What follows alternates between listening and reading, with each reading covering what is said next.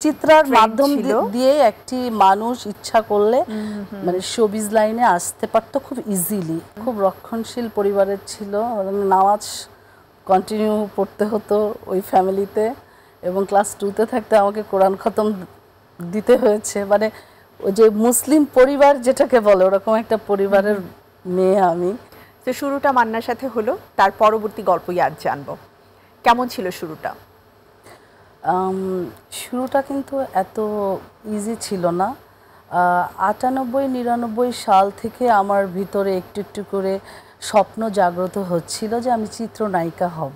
আচ্ছা, এটা কিন্তু আমার বাবা মা আমাকে প্রেশার দেয়নি, কিংবা বাবা মার কোনো ইচ্ছা ছিল না। আমি সায়েন্সের স্টুডেন্ট ছিলাম, পড়াশোনায় অত্যন্ত ভালো ছিলাম, বাট আমার ওই যে চিন্তাধারা ছিল আমি সিনেমার নায়িকা হব। সেই সূত্র ধরেই আসলে পথ চলা, সেটা বাস্তবায়ন হয়েছে 2000। আচ্ছা, তুমি ক্যামেরার সামনে পড়তে তখন? হ্যাঁ, 2000। আমি তখন ক্লাস 9-এ পড়তাম। মানে হচ্ছে একদম ছোট। মানে আমি একদম মান্না ভাইয়ের সাথে যে মুভিটাতে কাজ করেছি, আমার তখন 17 ছিল এইজ। মানে একটা যে বয়সের বিশাল ফারাক, সেটা ফায়ার ছবিতে এখনো দর্শক মহল বলে। তো 2000-এ আমার শুরুটা, বাট সেটা বাস্তবায়িত হয়েছে 2001-এ প্রথম চলচ্চিত্র রিলিজ। প্রথম চলচ্চিত্র আমার যাত্রা শুরু 2001-এ। তারপরে তো আমি আসলে জানি না 7-8 বছর কিভাবে আমার পার হয়ে গেছে জীবন থেকে।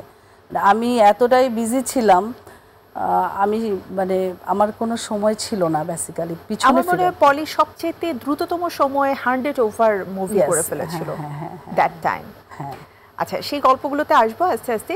প্রথমে যদি একটু জানতে চাই যে এই যে বললে 2000 থেকে যাত্রা শুরু হলো, 2001-এ তুমি চলচ্চিত্রে পদার্পণ করলে, যাত্রাটা অ্যাকচুয়ালি কার হাত ধরে হয়েছিল? নায়ক মান্না পর্যন্ত আসাটা তো ইটস নট আ ইজি ছিল না। তো সেই জায়গাটা অ্যাকচুয়ালি কিভাবে ফুলফিল হলো? যদি একেবারে গোড়ার দিকে যেতে হয় তাহলে আমি বলবো যাত্রাটা হয়েছে আমার বিছানাতে। আমি যে বেডটাতে ঘুমোতাম, ওখানে শুয়ে শুয়ে আমি স্বপ্ন দেখতাম যে আমি একদিন চলচ্চিত্রের নায়িকা হব। আমার পড়ার টেবিলটা পাশেই ছিল। আমি ফিজিক্স পড়ছি, কিন্তু ফিজিক্সের চ্যাপ্টার আমার ব্রেনে ঢুকছে না। আমি দেখছি আমি পর্দায় ডান্স করছি। তো ইন দ্য মিন টাইম আমি খুব গোপনে কিছু আমার নর্মাল ছবি আমি এগুলি প্রিয়জন ফটোসুন্দরীতে পাঠাই।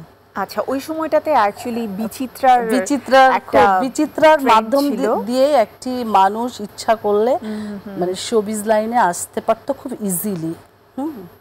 তো ওখানে আমি 2-3টা ছবি পাঠাই, তো তারা সেখান থেকে আমাকে সিলেক্ট করে যে হ্যাঁ তোমার স্ক্রিন টেস্ট হবে, তুমি আসতে পারো। আমি কিন্তু তখন খুলনাতে, আমি ঢাকায় না। তখন পলি হচ্ছে খুলনার মেয়ে। হ্যাঁ, আমি একদম টোটালি একটা মানে বাই বর্ন, মানে আমি খুলনার। আমি ওর আগে কখনো ঢাকায় আসিনি।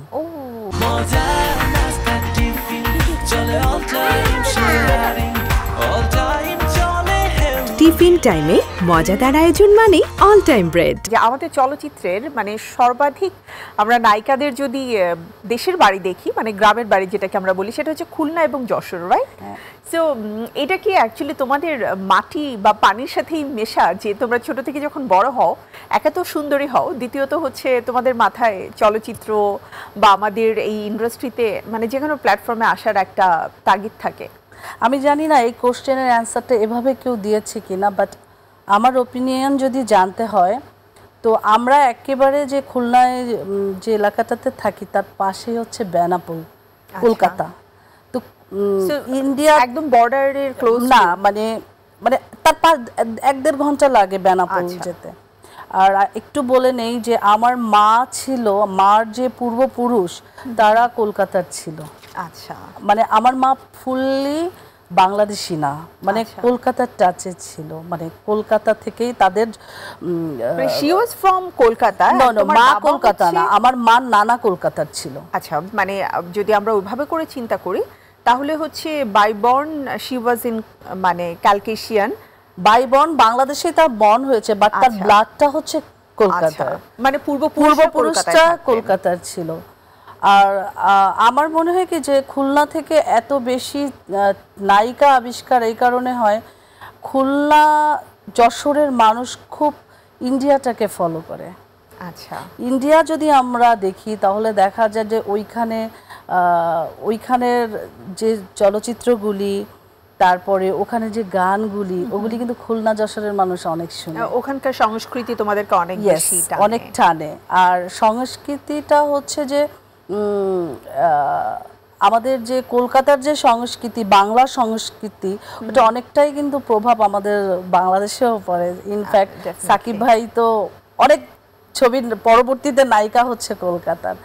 তো ওখানের মেয়েরা না, যে ওই যে ছোটবেলা থেকেই দেখা গেছে যে ওই সিরিয়াল দেখে কলকাতার, ইন্ডিয়ার, তারপরে মুভিগুলি দেখে, আর একটু স্বপ্নবিলাসী হয়ে বেড়ে ওঠে। হ্যাঁ, আরেকটা ব্যাপার আছে যে খুলনার মানুষ ঢাকাতে যত না আসে, কলকাতায় কিন্তু আরো চায়, কারণ খুব কাছাকাছি। সো আমার মনে হয় এই কারণে ওখান থেকে নায়িকার জন্মটা কিংবা জন্মগ্রহণটা বেশি হয়েছে। আচ্ছা, যেটা বলছিলে যে তোমাকে প্রিয়জন থেকে কল করা হলো, তো তখন সেটা বাসায় অ্যাকচুয়ালি কিভাবে করে সাবমিট করলে যে আমাকে তো মানে আমার ছবি দেখে পছন্দ করেছে, ঢাকায় যেতে হবে, এই ব্যাপারটা তুমি কার কাছে প্রথম বলেছিলে? এটা খুব একটা কঠিন কাজ ছিল, কারণ বাবা ছিল ইংলিশের টিচার আর খুব রক্ষণশীল পরিবারের ছিল। নামাজ কন্টিনিউ পড়তে হতো ওই ফ্যামিলিতে, এবং ক্লাস 2তে থাকতে আমাকে কোরআন খতম দিতে হয়েছে। মানে ওই যে মুসলিম পরিবার যেটাকে বলে, ওরকম একটা পরিবারের মেয়ে আমি। এটা খুব ডিফিকাল্ট ছিল আমার জন্য।